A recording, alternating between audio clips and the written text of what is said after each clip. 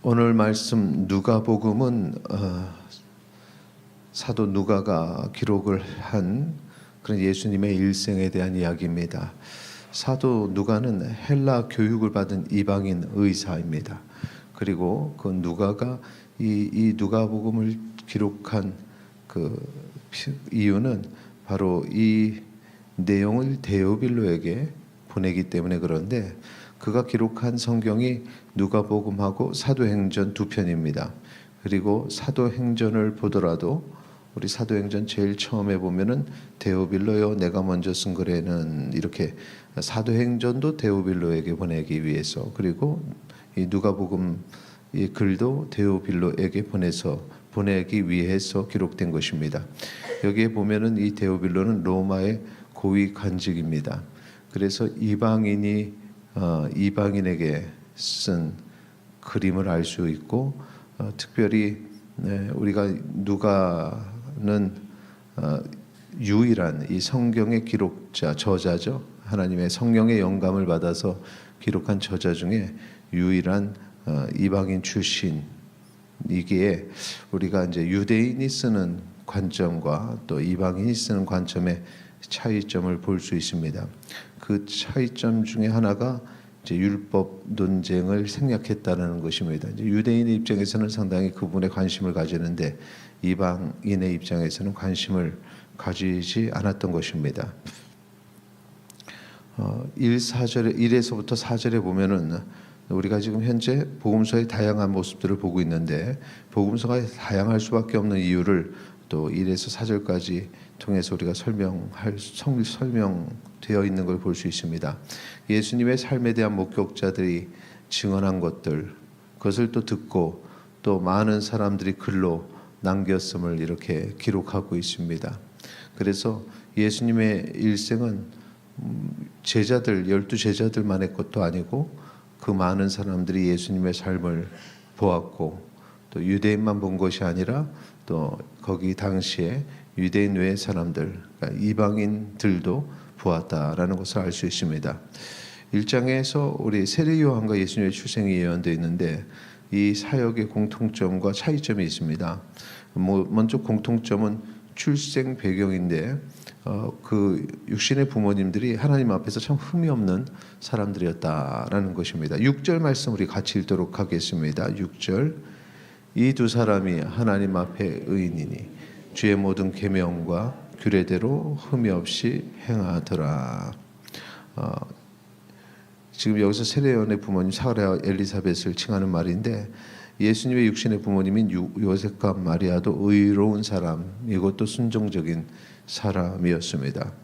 이렇게 흠이 없고 의로운 사람, 하나님 앞에 순종하는 사람 통해서 하나님께서 일하신다는 사실을 우리가 알 수 있습니다. 또 다른 공통점은 출생 과정입니다.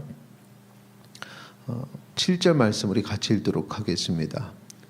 엘리사벳이 잉태를 못함으로 그들에게 자식이 없고 두 사람의 나이가 많더라. 여기서 엘리사벳이 연로하여 더 이상 자녀를 기대할 수 없는 상황 속에서 그런 상황에 주의 천사 가브리엘이 임해서 잉태할 것임을 알려줍니다. 이는 예수님의 어머니 마리아도 비슷한데 그는 결혼 전이었기 때문에 또 자녀를 낳을 상황이 아니었습니다. 우리가 생각대로 일반적이지 않은 그런 상황 속에 있는 이들을 하나님께서 사용을 하셨습니다. 하나님께서 특별히 사용하실 때에는 능력이 많은 사람보다는 능력이 없지만 하나님 앞에 겸손한 사람들을 들어서 사용하시는데 그 이유는 그 쓰임받은 자가 교만하지 않도록 이것이 내가 행한 것이 아니라 하나님의 능력이구나, 하나님의 계획하심이구나라는 걸 깨닫게 하기 위함입니다. 오늘 그런 어떤 큰 틀에서 엘리사벳도 또 마리아도 하나님께서 역사하심을 우리가 분명하게 볼 수 있습니다. 또 이들의 차이점은 잉태 방법인데 세례 요한은 사가랴와 엘리사벳 사이에서 출생하죠. 그런데 예수님은 성령에 의해서 잉태가 되십니다. 이 차이는 세례 요한이 인간이고 예수님은 하나님의 아들 되심을 우리에게 분명하게 보여주는 차이입니다. 하나님의 아들이 이 땅에 오시되 특별히 그 계보 혈통을 통해서 오면은 인간의 죄의 유전 그 원죄의 틀에서 벗어날 수가 없기 때문에 하나님께서는 특별히 예수님을 성령에 의해서 잉태되게 하셨습니다. 이를 이제 성육신이라 말하는 거죠. 두 번째 다른 점, 탄생한 환경입니다. 세례 요한의 경우는 이웃과 친족들의 환영받으면서 제사장 가문 아들로 태어납니다. 그런데 예수님은 다 아시다시피 환영받지 못한 상황, 또 누울 곳이 없어 마구간에 누이시는 그러한 상황에서 태어나셨다라는 것입니다.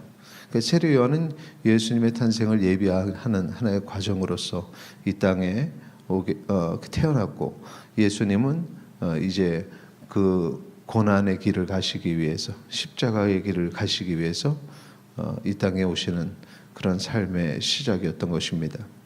자, 하나님께서 일을 맡기실 때 내용을 보면 각 사람의 상황을 보고 판단하지 아니하시고 상황이 아니라 그 사람의 중심을 보시고 하나님께서 일을 하십니다.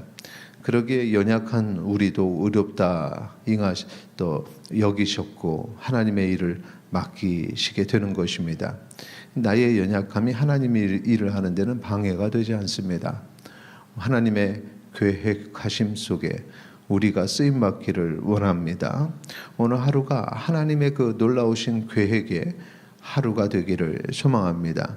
내가 능력이 있고 없고는 문제가 되지 않습니다. 내가 하나님 앞에 어떤 모습으로 서 있느냐, 그것이 중요합니다. 오늘 말씀 1장을 통해서 하나님의 계획하심의 첫 시작의 모습을 볼 수가 있었습니다. 오늘 하루하루가 하나님의 계획하시는 그런 하나님께서 새 일을 이루시고 큰 일을 이루시는 하루가 되기를 소망합니다. 이 시간에 함께 기도하겠습니다. 오늘 하루 주님께 쓰임받는 하루 되게 하여 주시옵소서. 기도하시겠습니다.